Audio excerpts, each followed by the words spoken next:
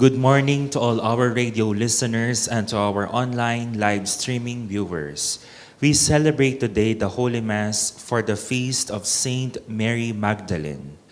We also include in this Mass the following intentions: for the thanksgiving of Alice Magno, Amelia Bonifacio and family, Annalyn Miranda, Arnold Sabala, Bagtas family, Carmelita Milet Ferragaro Ocampo and family, Dalia Dizon and family, Emily and Annalyn Pare and family, Erlinda Garcia, First Calcutta Foundation Incorporated, Jesus Torres, Merly Bautista, Merlin Ferreira Sabella, Mirna David, Orlando Gatdula, Sheng Pangilinan, St. Ferdinand Medical Arts Building, St. Francis Academy, Tulabing Family, Dario Dizon, and Carmelita Teng. For the special intention of Asuncion Sampang, Danica Lacayanga, Donald Paul Dizon, Estrabillo Santos family, John Kenneth Nuki and Valerie Apple Balagtas, Lenny Papio, Lita Guanlao, Myla Victoria Amorao, Marciano and Clarita Arcega, Mirasol Ajos and family, Pamela Nicole Pelayo, Vincent Christopher Pare, Early Garcia, Pauline and Tricia Santos, Rachel Galang. For those who are celebrating their special day today, especially to Reverend Father Daniel Baul, Ofelia Makaspak, and R.A. Reyes. For the speedy recovery of Angelita Valencia, Cons Quizon, Donna Katakutan, Evelyn Dungka, Flora Quizon, Florencio Garcia, Herbert Bais, Julieta Balagtas, Renato David, Victorina Galang, Winnie David, Rania Johara Guevara, Potenciano Amorao. For the repose of the soul of Bonnie, Francisco and Felicitas, Helen, Jean, Jesus, Jerwin Joel, Jose Mamerto, Felisa, Isagani, Priscilla, Herna, Roberto, Reynaldo, and Ana, and all the poor souls in purgatory. Our Eucharistic celebration will be presided by Reverend Father Gilbert T. Alubog. Together we sing the entrance hymn.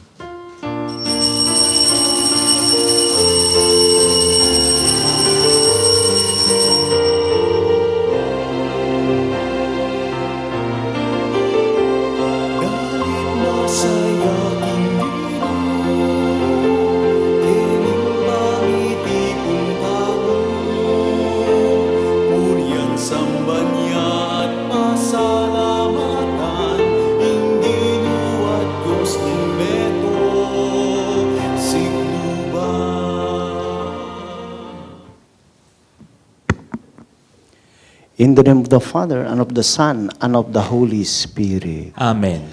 The Lord be with you. And with your spirit. Good morning, my sisters and brothers in Christ. Good morning, Father.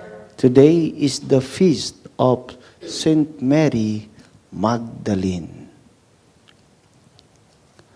My brethren, let us acknowledge our sins and so prepare ourselves to celebrate the sacred mysteries. You were sent to heal the contrite of heart. Lord, have mercy. Lord, have mercy. You came to call sinners. Christ, have mercy. Christ, have mercy. You are seated at the right hand of the Father to intercede for us. Lord, have mercy. Lord, have mercy. May Almighty God have mercy on us, forgive us our sins, and bring us to everlasting life. Amen. Glory to God in the highest. Ligaya King Diyos, ligaya King Diyos, ligaya King Diyos, King Matas sa banwa. Ligaya King Diyos, ligaya King Diyos, ligaya King Diyos, King Mata sa banwa. Kapayapaan karing taong kayang kaluguran. Pupuryan, da kaparangalan, da kapaligayan, da kasasamban, da ka pupuryan, da kaparangalan, da kapaligayan, da kasasamban, da ka. Ligaya King Diyos, ligaya King Diyos, ligaya King Diyos, King Matas sa banwa. Ligaya King Diyos, ligaya King Diyos, ligaya King Diyos, King Matas sa banwa.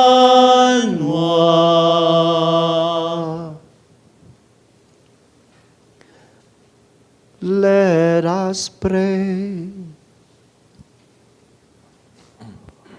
O God, whose only begotten Son entrusted Mary Magdalene before all others with announcing the great joy of the resurrection, grant, we pray, that through her intercession and example, we may proclaim the living Christ and come to see Him reigning in your glory, who lives and reigns with you in the unity of the Holy Spirit, God, forever and ever. Amen.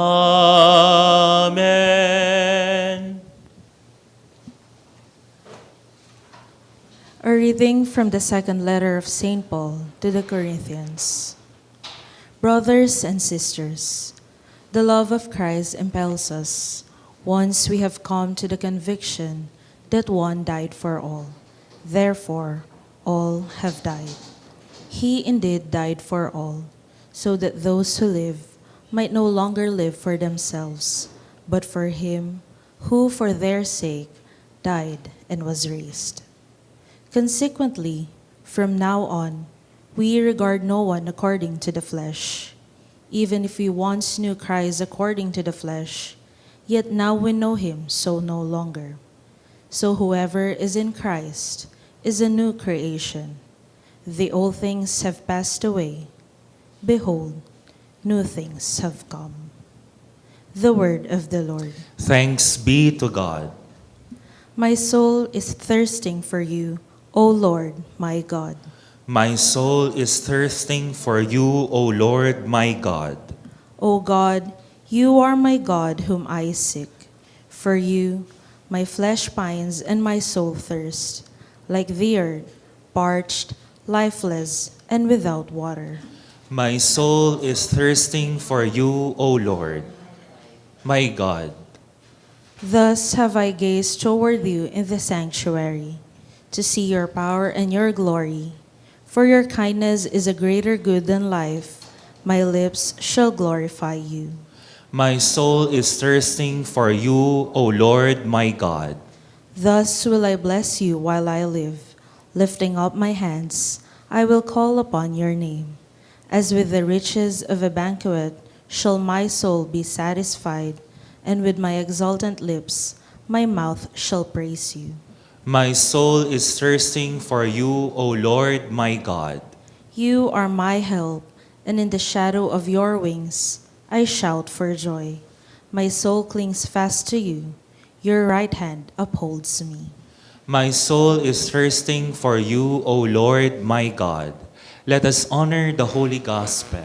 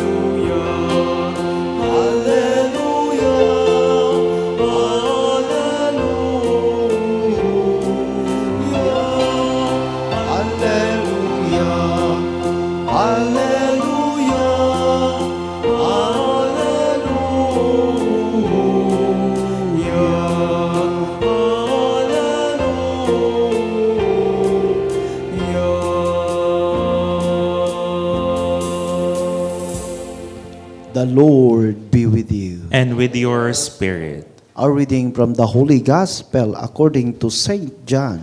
Glory to you, O Lord.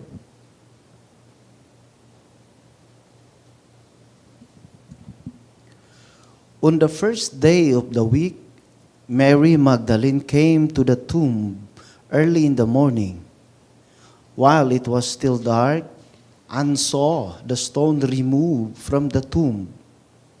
So she ran and went to Simon Peter and to the other disciple whom Jesus loved, and told them, "They have taken the Lord from the tomb, and we don't know where they put him." Mary stayed outside the tomb weeping. And as she wept, she bent over into the tomb and saw two angels in white sitting there, one at the head and one at the feet, where the body of Jesus had been. And he said to her, "Woman, why are you weeping?" She said to them, "They have taken my Lord, and I don't know where they laid him." When she had said this, she turned around and saw Jesus there, but did not know it was Jesus. Jesus said to her, "Woman, why are you weeping? Whom are you looking for?" She thought it was the gardener and said to him, "Sir, if you carried him away, tell me where you laid him, and I will take him." Jesus said to her, "Mary." She turned and said to him in Hebrew, "Rabboni," which means teacher. Jesus said to her, "Stop holding on to me, for I have not yet ascended to the Father. But go to my brothers and tell them, I am going to my Father and your Father, to my God and your God."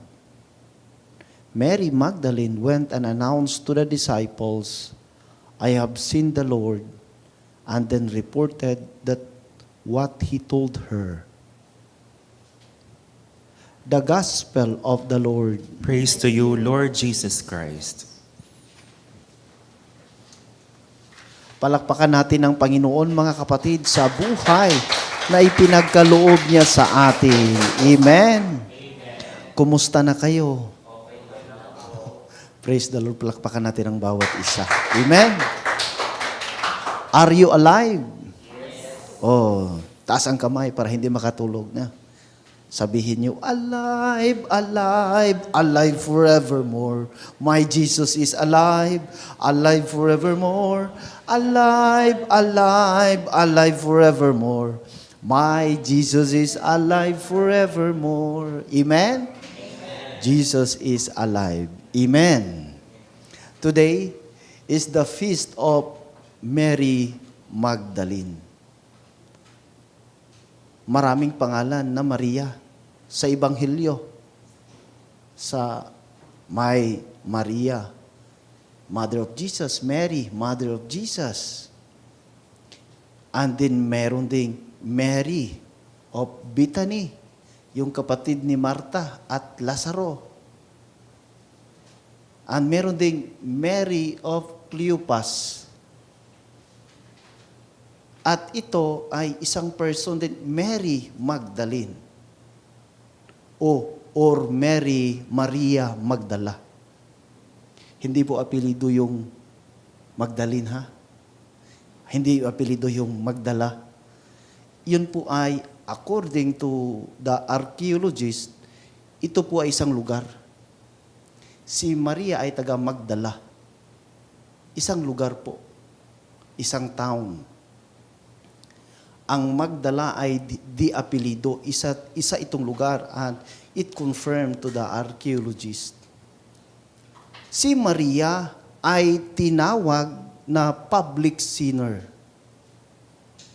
Public sinner, and it was exorcised by Jesus and cast out 7 spirits. Sa kabilang banda, sa Ebanghelyo, she became the first witness of the risen Lord. Isang babae, unang witness na si Jesus ay muling nabuhay. She became a first witness of the risen Lord, and she called apostle to the apostles. She was sent to proclaim that Christus vivit. Jesus is alive. Kaya nga, apostle to the apostles. My brothers and sisters in Christ, ano ang matutunan natin sa buhay ni Maria at sa Ebanghelyo? Una, yung salitang pag-ibig. Pangalawa, yung salitang pagluha. At pangatlo ay yung salitang pangalan. 3 P ang ating pagninilay-nilayan ngayon. Una, ang salitang pag-ibig. Pag-ibig na nakapagbabago. Pag-ibig na nagpapatawad. Pag-ibig na hindi nanghuhusga. Si Maria ay nakatanggap ng pag-ibig sa Diyos. Pag-ibig ng Diyos ang kanyang natanggap. Ano ang nangyayari? Ano ang nangyari sa kanya? Ni Maria. Hindi siya hinusgahan ni Jesus. Siya ay binago ng Diyos dahil sa salitang pag-ibig. At dahil doon, dahil siya ay nakatanggap ng pag-ibig ng Diyos sa kanyang buhay, di na siya umalis at bumitiw kay Jesus. Hindi niya iniwan si Jesus. Siya ay sumunod kay Jesus kahit sa krus. Nandoon siya. Siya ay naka-witness na si Jesus ay pinako sa krus. Sana sa ating buhay, maunawaan natin ang pag-ibig na nakapagbabago upang sa kabila ng mga panghuhusga, kadiliman, problema, patuloy pa rin tayong nagmamahal kay Jesus, katulad ni Maria. Pangalawa, ang salitang pagluha o pagtangis. Si Maria ay umiyak dahil nawawala si Jesus. Di niya nakita si Jesus dahil natakpan ang kanyang kapighatian.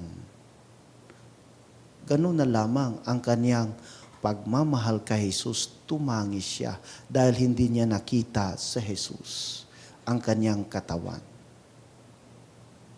At sa kanyang pagtangis, natakpan ang kanyang mga mata at hindi niya nakita si Jesus. Sa buhay natin, kapag tayo ay puno ng problema, lalong-lalo na kapag tayo ay mawalan ng minamahal, tayo ay namatayan.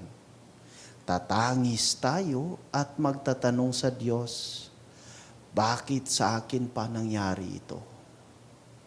Bakit hindi sa iba?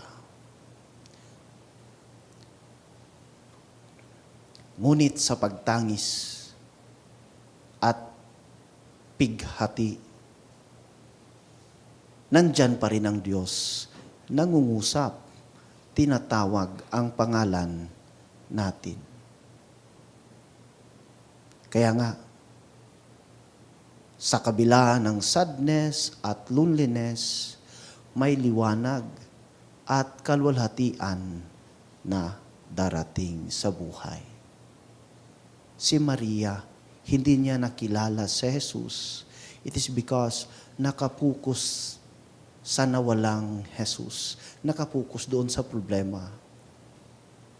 Pero, sa kabilang banda, kahit yung problema ay nandoon sa kanyang pag-iyak sa buhay na nawalan siya ng minamahal, si Jesus ay nagpapakilala sa pagbanggit ng kanyang pangalan.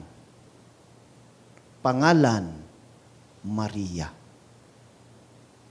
Kaya nga, 3 punto, sa pangatlong punto, pagninilay ng pangalan na napaka-importante. Sa pagbanggit ng pangalan ni Jesus kay Maria, nakikilala niya si Jesus. Ito ay isang personal na pagkilanlan ni Maria kay Jesus. Ang tinig o boses ni Jesus ay kilalang kilala ni Maria. Dahil noong si Maria ay binago, siya ay walang tigil na sumusunod at nakikinig kay Jesus. Kaya ganun na lamang ang pagkakilala niya kay Jesus sa tinig sa busis ng Diyos. Ganun din sa ating buhay, God called us by our name. He knows our beginning and our end. Alam ng Diyos ang buhay natin. Mas alam ng Diyos ang buhay natin kaysa mga taong nakapaligid natin. Alam ng Diyos ang ating mga problema at hinaing. Noong tayo ay bininyagan, binanggit ang ating mga pangalan.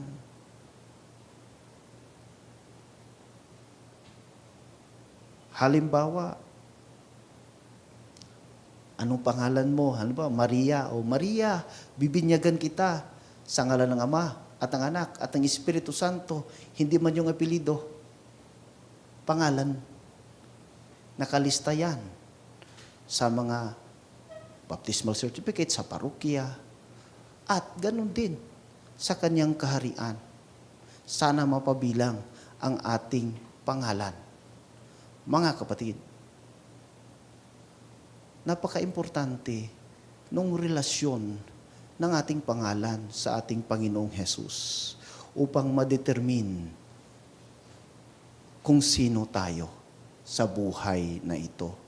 Dapat merong personal na encounter with the divine. Pagkilala. At saan yan mangyayari? Yung makikilala dahil alam na ng Diyos ang pangalan, alam ng Diyos ang buhay natin. Pero tayo, minsan, hindi natin siya kinikilala ang ating Panginoon. Si Maria, merong personal na encounter with Jesus na kung saan tayo rin sana magkaroon tayo ng personal encounter. Saan mangyayari yan? Sa ating dasal, sa pagdarasal, communication with Jesus. Di ba? Kapag may tumawag sa cellphone mo, alam mo talaga yung sino yung taong nagsasalita sa iyo. Lalong-lalo na kung meron kang close contact sa kanya. Mahal mo sa buhay, halimbawa, yung tatay mo, nanay mo, pag tumawag sa iyo, sasabihin mo ba, sino po ito? O di ba, pag tawag dyan, halimbawa, walang number dyan, tapos nag-change yung number yung ganyan. Pag sa busis pa lang, alam mo na kung sino ang tumatawag sa iyo. Diferensya kapag wala kang personal contact with that person. Pag tawag, sino kaya to? Ganon din sa Diyos. Alam ni Magdalena ang tinig ni Jesus pagbanggit ng Maria. Alam na, it is because of that personal encounter with Jesus. Ganon din sa ating buhay.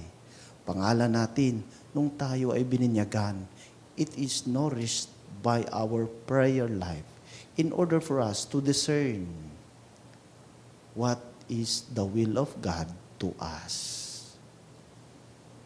Kaya nga, my brothers and sisters, bilang bininyagan, ang misyon natin ay paano ipapahayag ang mabuting balita bilang mga anak ng Diyos.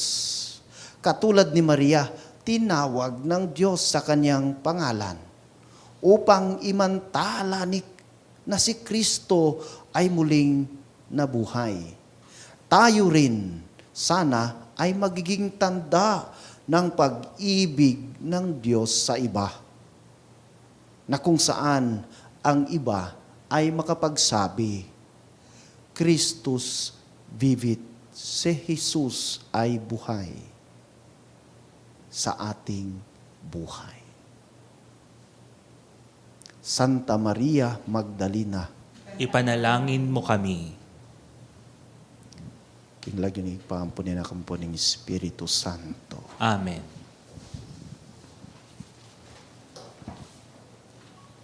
Like Saint Mary Magdalene, who recognized the voice of the risen Christ and joyfully proclaimed his resurrection, let us confidently present our prayers to our loving Father.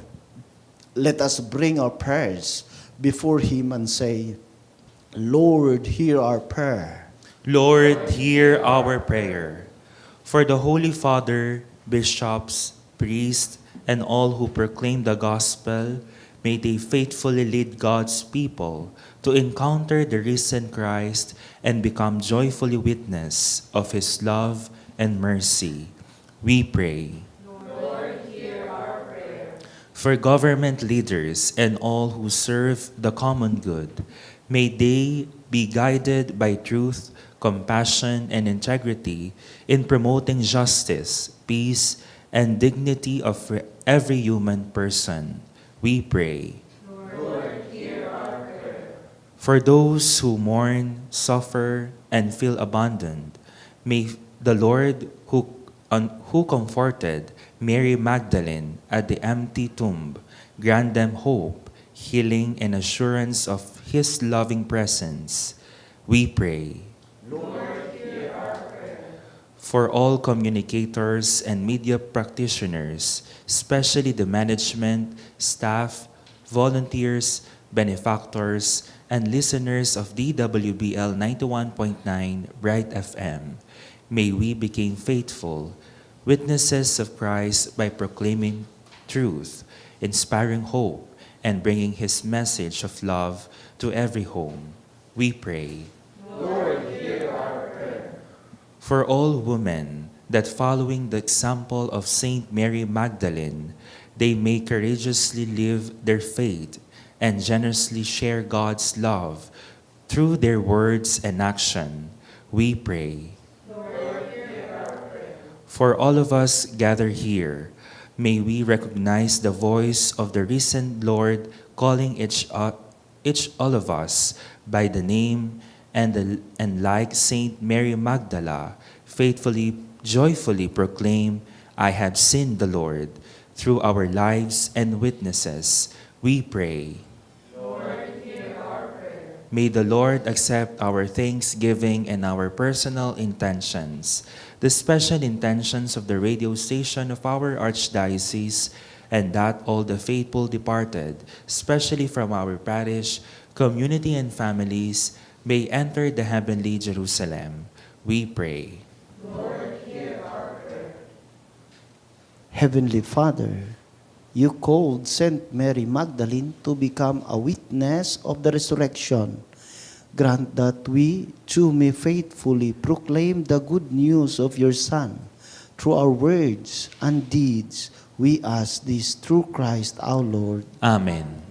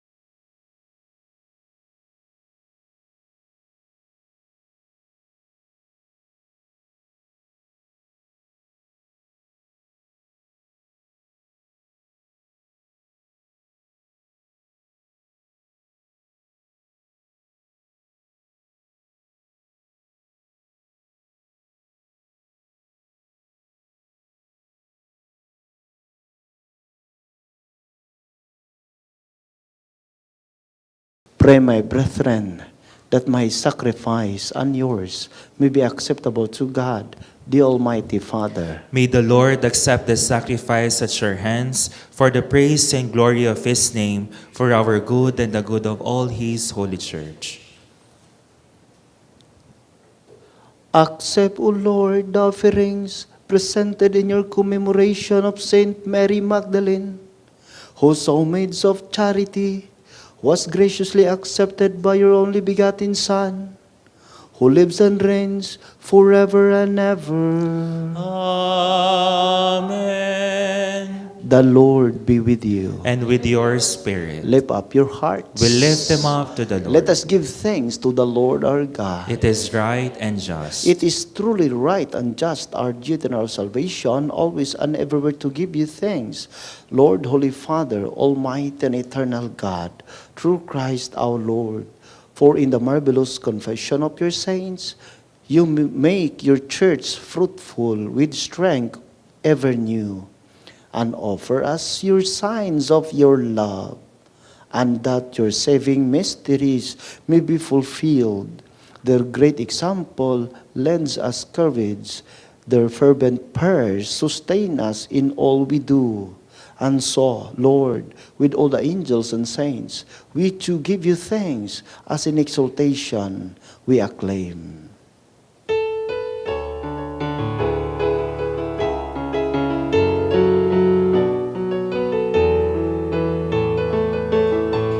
Banal, banal, banal ang Ginoo, Diyos sa mayupayan.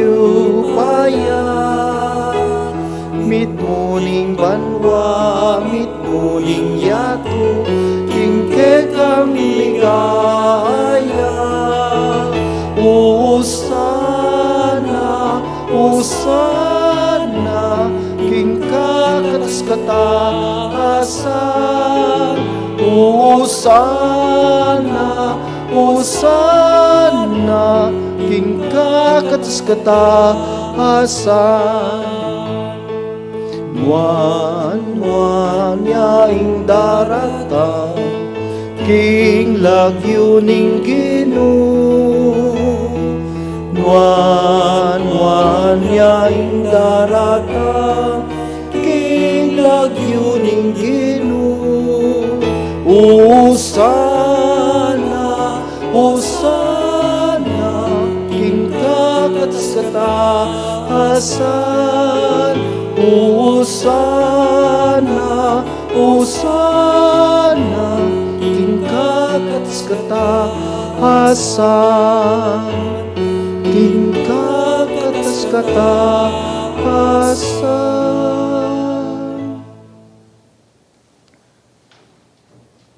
You are indeed holy, O Lord, the fount of all holiness. Make holy therefore these gifts, we pray, by sending down your Spirit upon them like the dew fall, so that they may become for us the body and blood of our Lord Jesus Christ.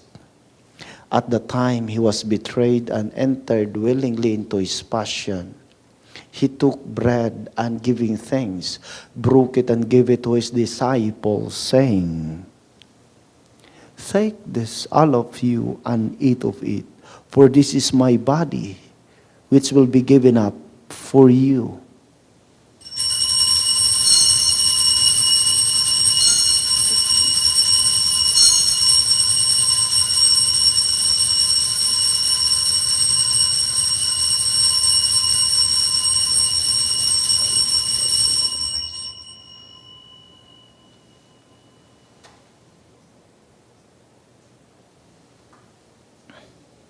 In a similar way, when supper was ended, he took the chalice, and once more giving thanks, he gave it to his disciples, saying, "Take this, all of you, and drink from it. For this is the chalice of my blood, the blood of the new and eternal covenant, which will be poured out for you and for many, for the forgiveness of sins. Do this in memory of me."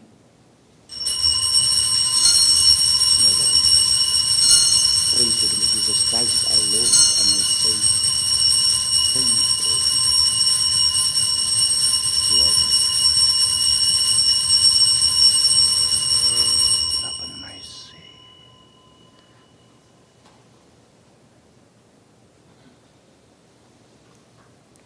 The mystery of our faith.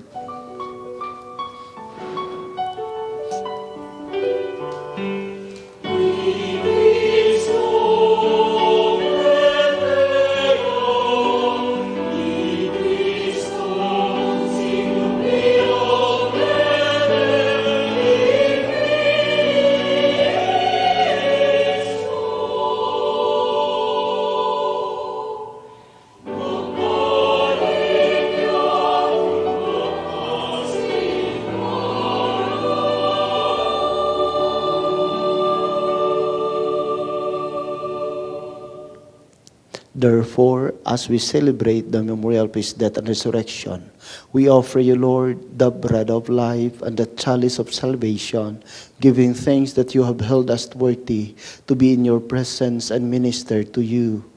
Humbly we pray that partaking of the body and blood of Christ, we may be gathered into one by the Holy Spirit.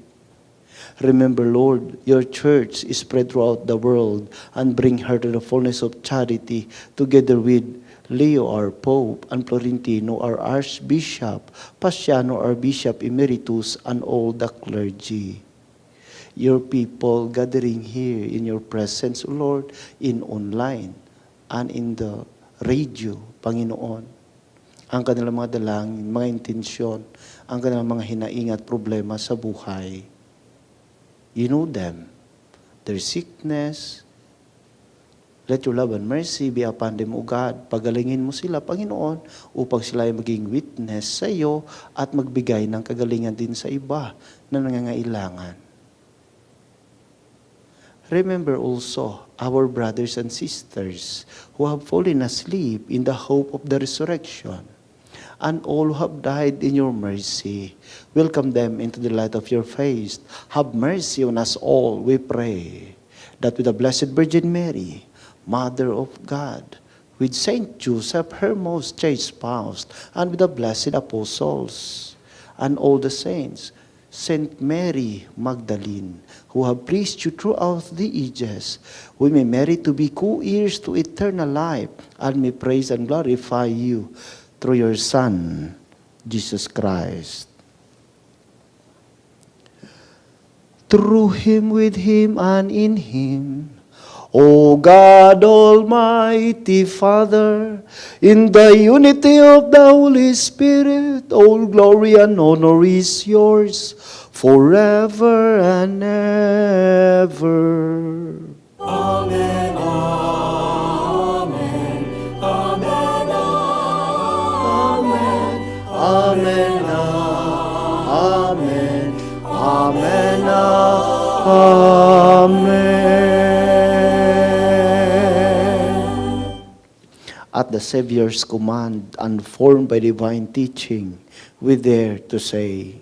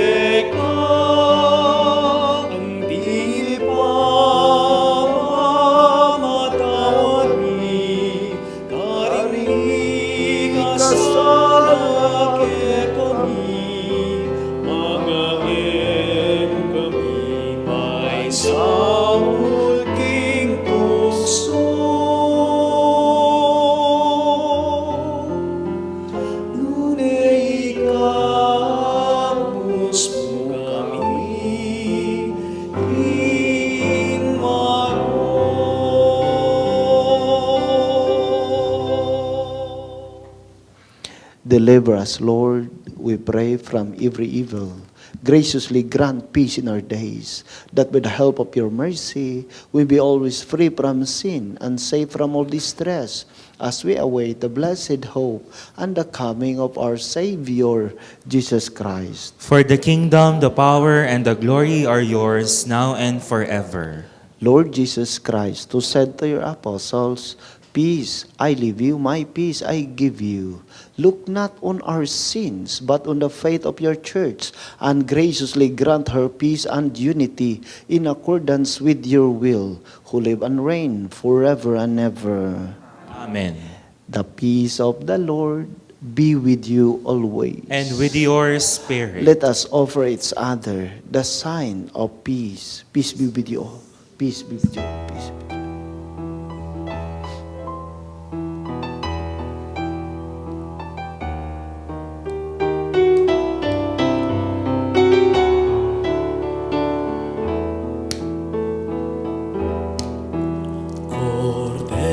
May this mean body and blood of our Lord Jesus Christ bring eternal life to us who receive.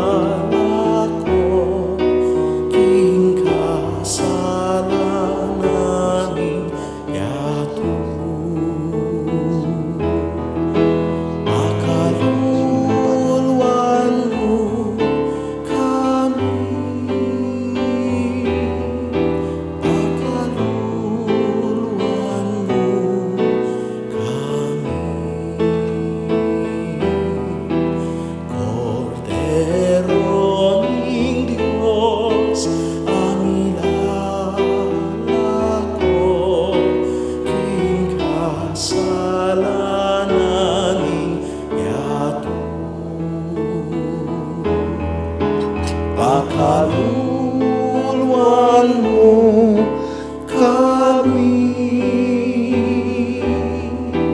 Pakaluluan mo kami. Kordero ng Diyos, amilalako, king kasalanan ni yatu. Ibiemo ke kami, ibiemo ke kami, ibiemo ke kami, ingkapayapan, ibiemo ke kami, ibiemo ke kami, ibiemo ke kami, ingkapayapan, ibiemo ingkapayapan.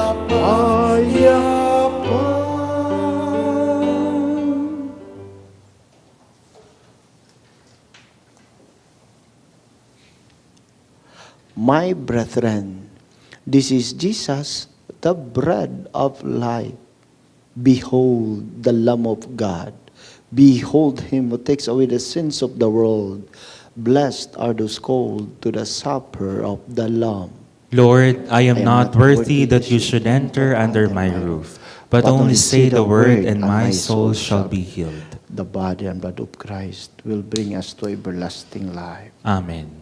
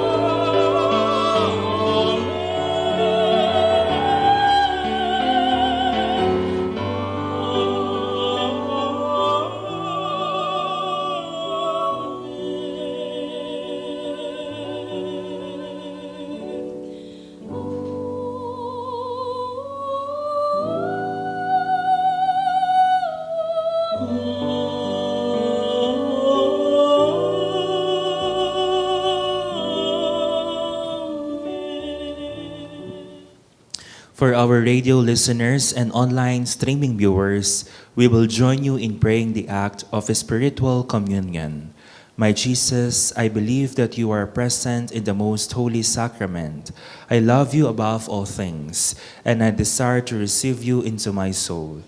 Since I cannot at this moment receive you sacramentally, come at least spiritually into my heart. I embrace you as if you were already there, and unite myself fully to you. Never permit me to be separated from you. Amen.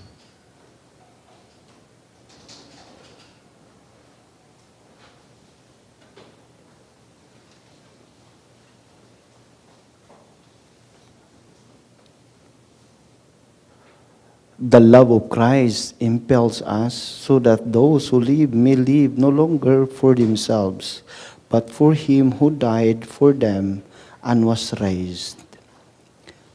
Let us pray. May the holy reception of your mysteries, O Lord, instill in us that persevering love with which Saint Mary Magdalene clung resolutely to Christ, her Master, who lives and reigns forever and ever. Amen. Baka may birthday. Wala? Oh, anniversary. Oh. Last day na, last day. So,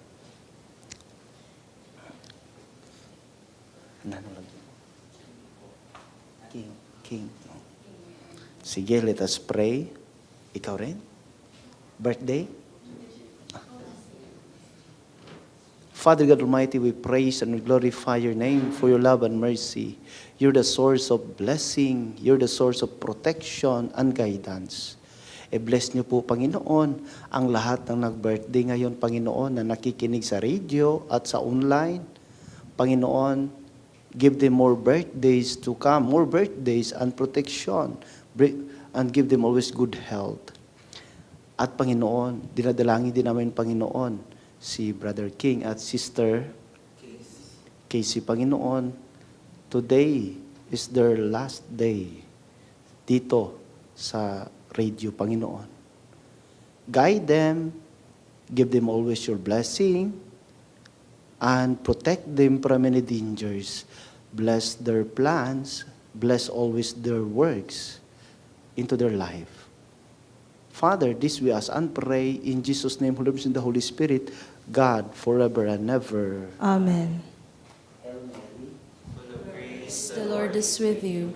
Blessed are you among women, and blessed is the fruit of thy womb, Jesus. Holy Mary, Mother of God, pray for us sinners, now and at the hour of our death. Amen. To the Son, and to the Holy Spirit, as it was in the beginning, is now, and ever shall be, world without end. Amen.